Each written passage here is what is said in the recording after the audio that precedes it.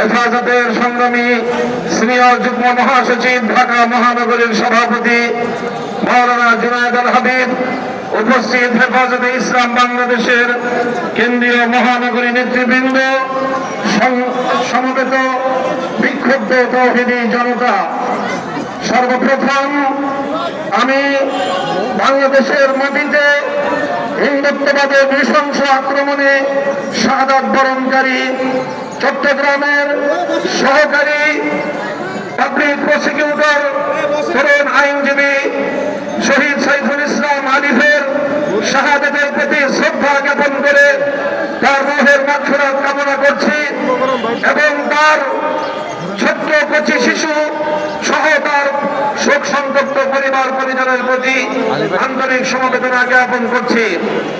সংগ্রামী তৌহিদি জনতা, আজ এই বিক্ষোভ সমাবেশের মাধ্যমে আমরা আমাদের হৃদয়ের ব্যথাটুকু জাতির সামনে, মানুষের বিবেকের সামনে উপস্থাপন করার জন্য এখানে সমবেত হয়েছি। আমরা স্পষ্ট ভাষায় বলতে চাই, এটা আমাদের বুঝতে কোনো কষ্ট হচ্ছে না যে আজকে সুপরিকল্পিতভাবে একটি সাম্প্রদায়িক উস্কানির মাধ্যমে বাংলাদেশে সাম্প্রদায়িক দাঙ্গা বাঁধানোর পরিকল্পিত পায়তারা চালানো হচ্ছে। শহীদ সাইফুল ইসলাম আলিফের হত্যাকাণ্ডের ঘটনা নির্মম, শুধু বর্বর নয় বরং ঘৃণ্য এক হত্যাকাণ্ড।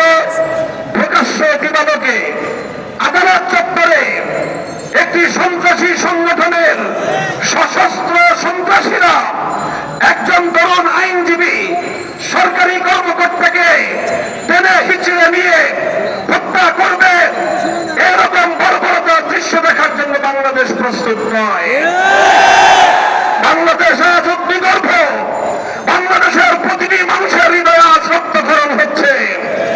বাংলাদেশের অন্তর্বর্তীকালীন সরকারকে আমরা বলতে চাই, মানুষের এই ক্ষোভ, মানুষের হৃদয়ের রক্তক্ষরণকে আপনারা বুঝবার চেষ্টা করুন এবং যে সকল হত্যাকারী হিসেবে চিহ্নিত ঘাতকদেরকে গ্রেফতার করা হয়েছে তাদেরকেই শুধুমাত্র বিচারের আওতায় আনলে চলবে না।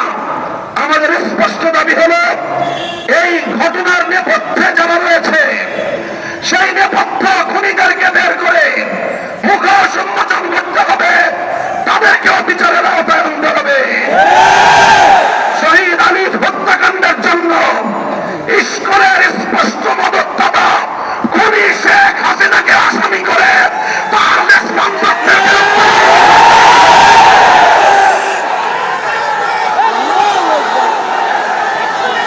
আমরা স্পষ্ট ভাষায় বলতে চাই, বিগত 15 বছর আমরা দেখেছি বাংলাদেশের অভ্যন্তরীণ প্রতিটি বিষয়ে কিভাবে শুধু অসৌজন্যমূলক নয় বরং কূটনৈতিক শিষ্টাচার বর্ধিত বাংলাদেশের অভ্যন্তরীণ ইস্যুতে চরম মগ্ন হস্তক্ষেপ করে বাংলাদেশের জনগণকে আহত ক্ষতবিক্ষত করে তুলেছে ভারত। আমরা ভারত রাষ্ট্রের বাংলাদেশ নীতির তীব্র সমালোচনা করছি। ভারতকে আমরা স্পষ্ট বার্তা দিতে চাই, বাংলাদেশ নীতি পরিবর্তন করো, তোমরা বাংলাদেশ নীতি পরিবর্তন করো। বাংলা 20 কোটি মানুষ তোমাদের বিরুদ্ধে রাজপথে নামবে। বাংলাদেশ থেকে ভারতের কূটনৈতিক সম্পর্ক ছিন্ন করার জন্য দেশের মানুষ ভাবতে হবে।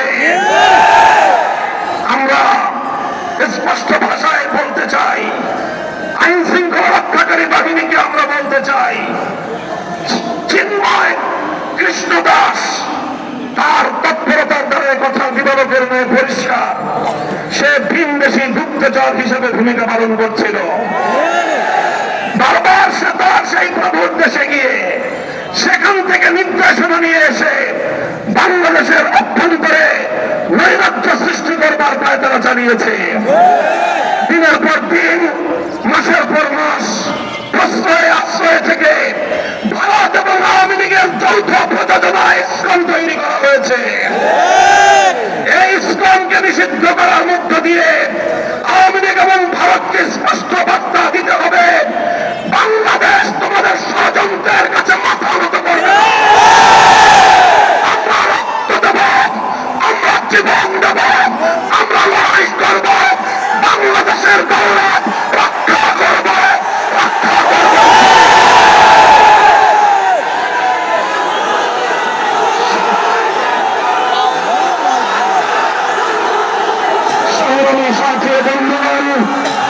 হেফাজতে ইসলামের কেন্দ্রীয় নেতৃবৃন্দ সহ হেফাজতের প্রতিনিধি দল শহীদ সাইফুল ইসলাম আলিফের কবর জিয়ারত করেছে। তার শোক সন্তপ্ত পরিবার পরিজনের পাশে দাঁড়িয়ে তাদের কাছে আমরা কথা দিয়ে এসেছি, আলিফ হত্যাকাণ্ডের বিচার বাংলাদেশে হবে। শহীদ আলিফ যে জন্য জীবন দিয়েছে, ভারতীয় আধিপত্যবাদকে বাংলাদেশ থেকে ঢুকে দেওয়া হবে ইনশাআল্লাহ। ভারত যদি এখনো বাংলাদেশের মানুষের পালস বুঝতে ব্যর্থ হয়, বাংলাদেশের মানুষের বিপ্লবী ক্ষমতাকে যদি ভারত নেগলেক্ট করবার চেষ্টা করে, অসম্মান করবার চেষ্টা করে, ভারত তুমি খান হয়ে যাবে।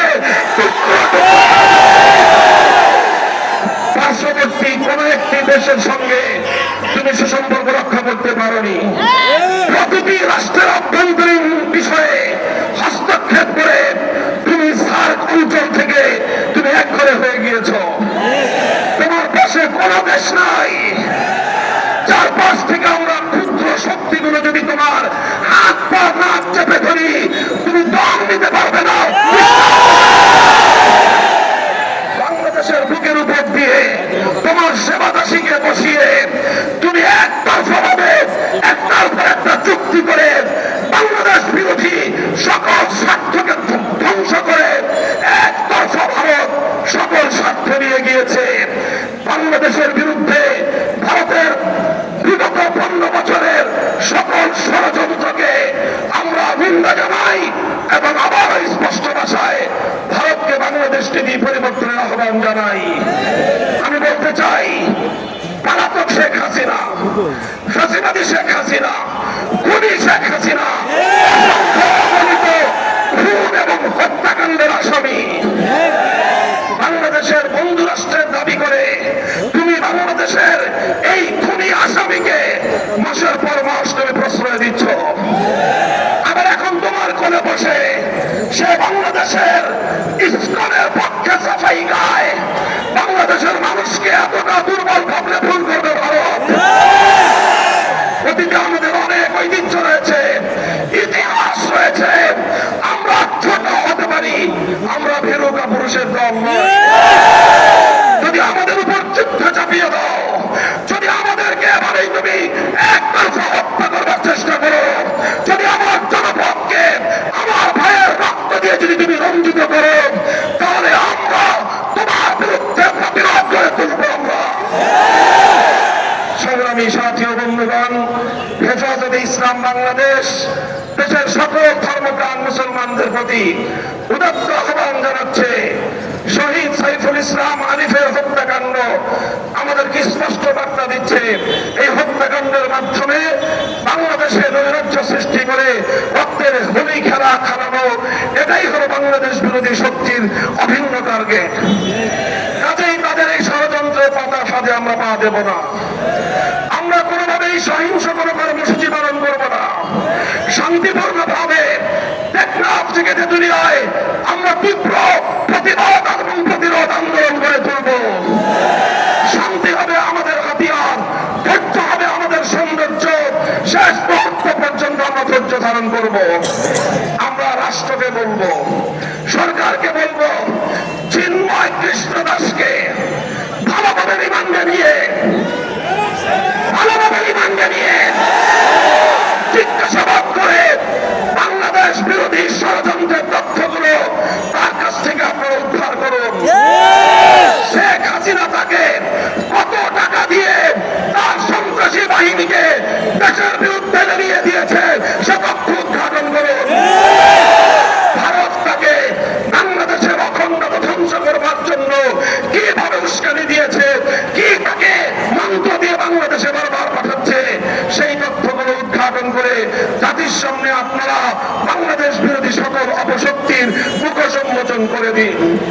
সংগ্রামী সাথী ও বন্ধুগণ, সর্বশেষ আমাদের দাবি হলো শহীদ সাইফুল ইসলাম আলিফ হত্যাকাণ্ডের জন্য প্রত্যক্ষ এবং পরোক্ষভাবে যারা যারা জড়িত অনতিবিলম্বে তাদেরকে আইনের আওতায় এনে দৃষ্টান্তমূলক শাস্তির ব্যবস্থা করতে হবে।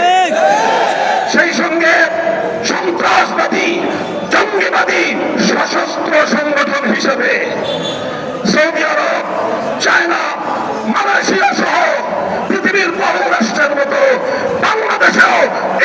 জনগণকে নিষিদ্ধ করতে হবে। আমার পূর্ববর্তী বক্তারা বলেছেন আওয়ামী বিরোধী আন্দোলনের সারির সম্মুখ কাতারের কোন কোন রাজনৈতিক দলের নেতারা মায়া কান্না কাঁদেন। স্বপ্ন দেখছেন ভারতের অনুকম্প নিয়ে ক্ষমতায় যাবেন। আল্লাহর নামে শপথ করে বলতে পারি ভারতের আর কোন রেসপেন্সার বাংলার ক্ষমতার মসনদে আসতে পারবে না।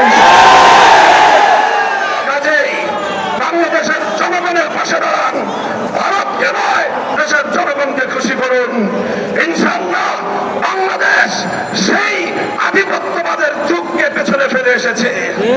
এখন বাংলাদেশ নিজের পায়ে দাঁড়াবে, মাথা উঁচু করে সামনে চলবে, সকল ষড়যন্ত্রকে মোকাবেলা করবে ইনশাআল্লাহ। ইসলামকে স্পষ্ট ভাষায় দাবি আমাদের নিষিদ্ধ করতে হবে।